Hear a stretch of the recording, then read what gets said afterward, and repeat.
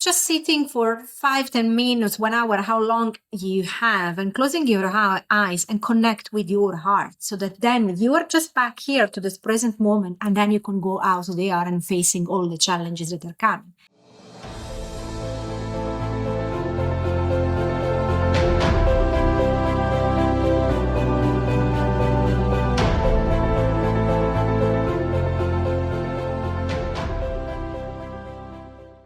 Welcome back to School of Shamanism, and I'm Giada, and this is season 1, Walking Between Worlds.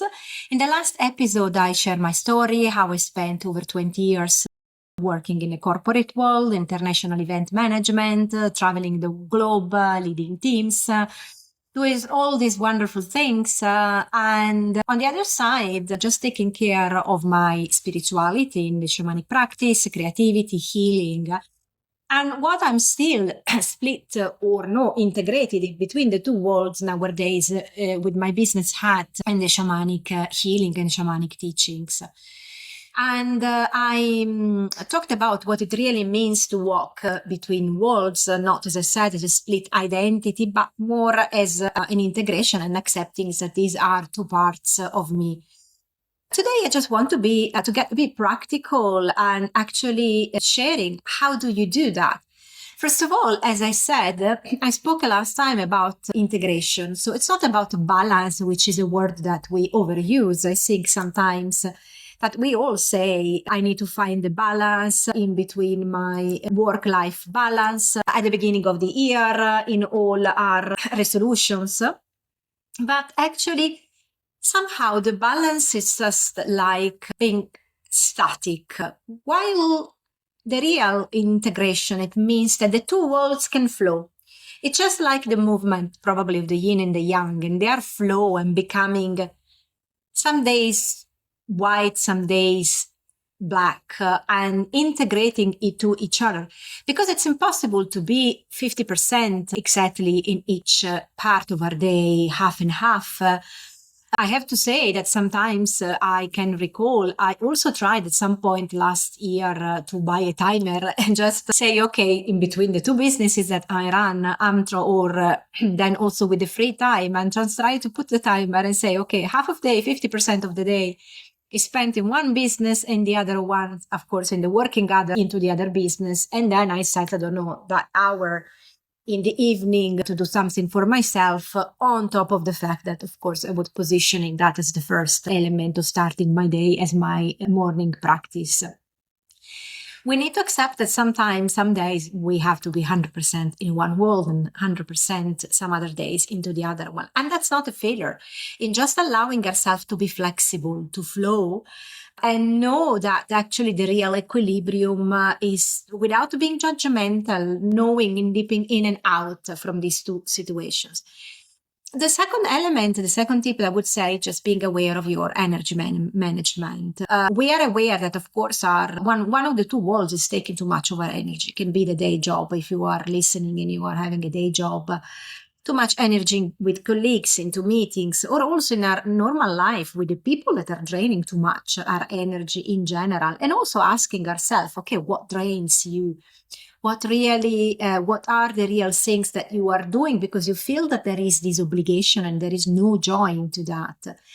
And for example, understanding what are those situations in which you feel recharged, like going out in nature, which should be a non-negotiable element for people. And exactly knowing what to do in protecting your boundaries, which is, of course, the third element, the third tip that I would say. And understanding that actually the boundaries are not in between the two walls, but in between yourself, and understanding what is nourishing you. Learning that say no, not necessarily is a bad thing. Sometimes it's just protecting yourself so that then you can have more energy in order to help others and being able to actually do more. So it's just a self-care practice.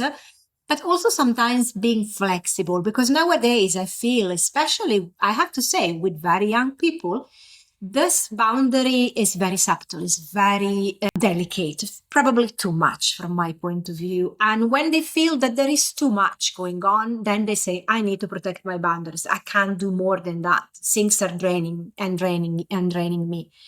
But over there, we need to learn to become warriors. Over there, we need to learn the resilience. Over there, we need to learn how to go with that.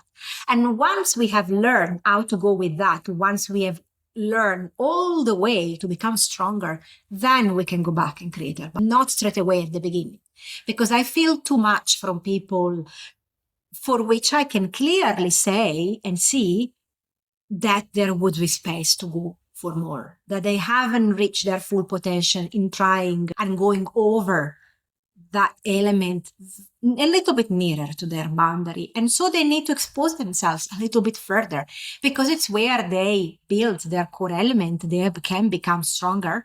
And I'm saying that because I've passed through a lot of situations in my life in which really, as I've shared in the last episode, I was working till midnight. But now I'm not scared when there are very long hours of work. Actually, I need to learn to stop earlier. But I can only do that because I've gone beyond the borders, because I know what I'm capable of. And I know also that that resilience is needed in some other situations in life. And also another tip that I can give is building those daily habits. So small rituals that can be just at the beginning of the day, considering that before going out into the two split worlds, into the different worlds, the center is here in your own heart. Just sitting for 5-10 minutes, 1 hour, how long you have, and closing your eyes and connect with your heart, so that then you are just back here to this present moment, and then you can go out there and facing all the challenges that are coming.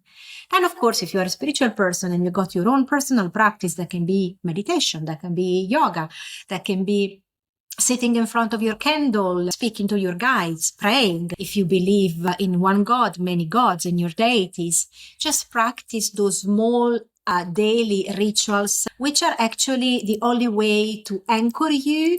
They can give you that stability that you need to go out and face your daily challenges and your daily battles. And for sure, the last tip that I can give is knowing that you are working your own natural cycles. So not necessarily because people are saying to you, it's the end of the year, you need to let go. It's the beginning of the year, you need to write your own wishes. Listen to your own inner cycle. Listen to your own inner season. In order to start, you need the energy. In order to close, you need to be able to let go. So ask yourself, where does my energy feel right now? Where do I need to place myself in this element of visibility or retreating, and listening to what this inner voice saying to me, and just go with that. But whatever you are respecting, just don't stop walking. Even if the two worlds sometimes seems very much opposite to each other, don't stop walking.